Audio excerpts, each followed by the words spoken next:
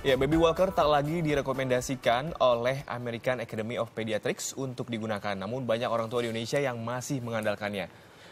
Ya, ini asalkan dewasa dengan benar ya. Kalau kamu gimana? 4 anak kamu ini apa menggunakan baby walker Menggunakan baby walker semua. Semuanya 4. Semuanya. Bapak yang luar biasa. Tapi yang paling penting ini, bayi ini tetap bisa belajar berjalan di usia normalnya.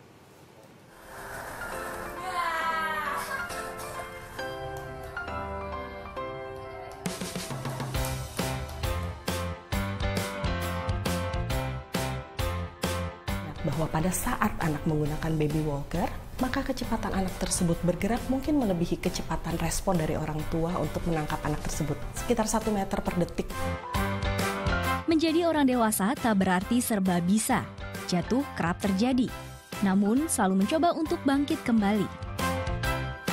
Semangat itu telah terbukti bahkan saat masih bayi. Langkah kakinya yang jatuh bangun agar bisa berjalan dengan baik. Dikala semangat berdiri dan berjalan, banyak orang tua yang menggunakan suatu alat yang dapat membantu bayi berjalan. Baby walker. Audrey Abigail Wibisono. Di usia 1 tahun, ia sudah mulai berdiri dan berjalan berpegangan. Jenis baby walker yang dipilih sang ibu adalah yang duduk dan beroda. Alasannya karena ibu tak bisa terus mengawasi si anak saat berjalan. Pertama kali saya memutuskan untuk menggunakan baby walker juga saya baca artikel gitu kan, banyak juga pro dan kontranya tentang baby walker ini gitu, yang tapi oleh mama papa saya dibilang, tapi orang zaman dulu semuanya pakai baby walker seperti ini kok, dan buktinya nggak ada masalah kan, kamu juga sama adik kamu juga pakai baby walker ini dan sekarang juga nggak ada masalah.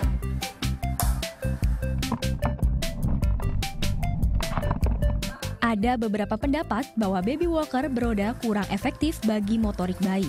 Karena semua gerakannya dibatasi oleh roda, maka bayi akan cenderung jinjit dan terbiasa duduk.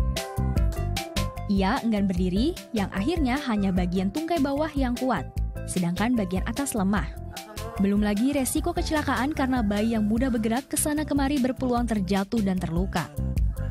Itulah yang menjadi alasan American Academy of Pediatrics tahun 2001 tak menganjurkan penggunaan baby walker ini. Pada saat anak terlalu lama di dalam baby walker, dia akan terpuaskan keinginannya untuk bisa berjalan dengan leluasa kemana-mana, tapi pada saat yang sama dia kehilangan kesempatan untuk belajar merangkak, belajar untuk bangkit berdiri dengan kekuatannya sendiri, maupun berjalan dengan berpegangan.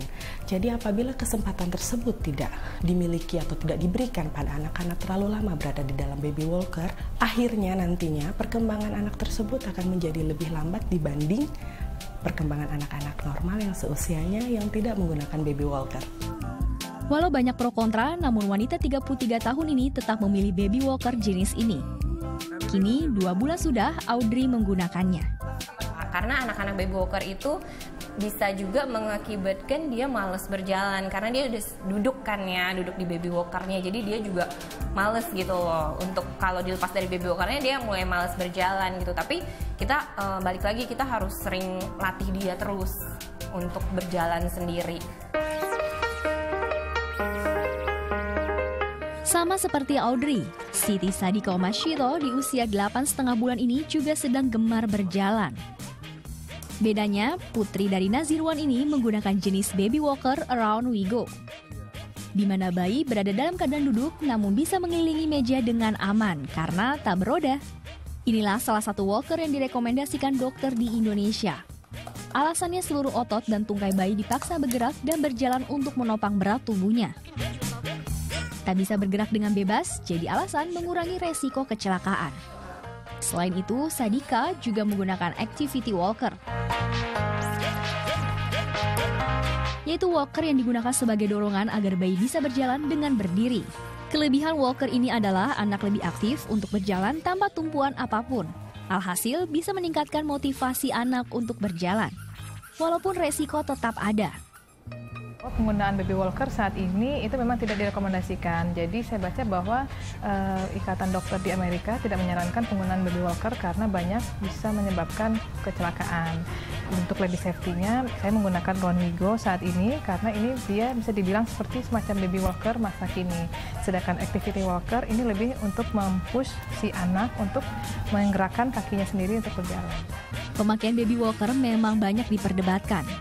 Keputusan di tangan orang tua untuk mengenakan anak pada baby walker ataupun tidak.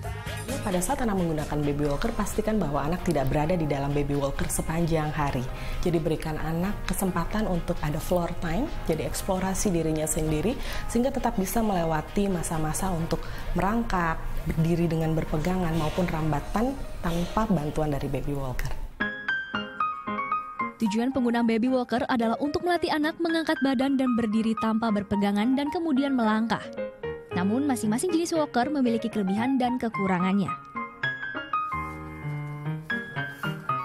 Memakai baby walker sudah menjadi tradisi sejak tahun 1600-an. Namun 2 dekade terakhir para ahli menemukan bahwa bahayanya jauh lebih besar daripada manfaatnya. Seperti menggelinding di tangga, terkena benda panas, meraih objek berbahaya, hingga terjepit.